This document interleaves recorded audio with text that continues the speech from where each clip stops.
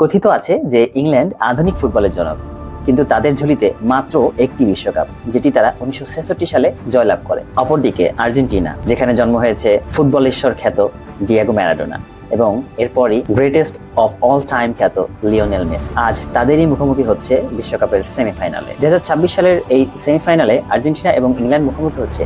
এটি কিন্তু শুধুই তাদের সেমিফাইনাল নয়, এটি তাদের 60 বছরের ইতিহাস। 1982 সালে দক্ষিণ আটলান্টিকের ছোট্ট একটি দ্বীপ, যার নাম ফকল্যান্ড, আর্জেন্টিনায় এটিকে বলা হয় ম্যালভিনাস। এটি নিয়ে ইংল্যান্ড এবং আর্জেন্টিনার মধ্যে যুদ্ধ শুরু হয়।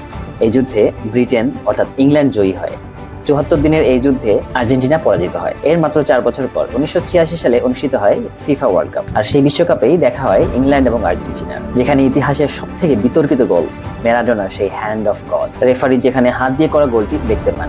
ঠিক এর 4 মিনিট পরই ম্যারাডোনার করা সেই গোল অফ দ্য সেঞ্চুরিটিও হয়। ম্যাচ ফলাফল আর্জেন্টিনা 2, ইংল্যান্ড 1। আর্জেন্টাইনরা এটিকে ফকল্যান্ড যুদ্ধের প্রতীকী প্রতিশোধ হিসেবে দেখেন। এরপরও থেমে থাকেনি তাদের রাইভাল। 1998 বিশ্বকাপ, সেখানেও মুখোমুখি হয় আর্জেন্টিনা এবং ইংল্যান্ড। এখানে ডেভিড বেকহামের লাল কার্ড এবং আর্জেন্টিনার আবারও জয়। পরের বিশ্বকাপ অর্থাৎ 2002 সালের বিশ্বকাপে ইংল্যান্ড এবং আর্জেন্টিনা আবারও মুখোমুখি হয়। সেখানে ইংল্যান্ড আর্জেন্টিনাকে হারিয়ে তাদের যথার্থ প্রতিশোধ নেয়। দীর্ঘ 24 বছর পর আবারও ইংল্যান্ডের মুখোমুখি হচ্ছে আর্জেন্টিনা। সেমিফাইনালে ইংল্যান্ড এবং আর্জেন্টিনার মধ্যকার এই ম্যাচ দেখার জন্য মুখিয়ে আছে কোটি দর্শক। মজার বিষয় হলো, ইতিহাসে অফিসিয়াল ম্যাচে ইংল্যান্ড বেশি জয়লাভ করেছে, কিন্তু সবার মনে গেঁথে আছে 1986 সালে সেই ম্যারাডোনার শো। প্রশ্ন একটাই, এবার কি ইতিহাস লিখবে ইংল্যান্ড, নাকি আবারও হাসবে লিওনেল মেসির আর্জেন্টিনা?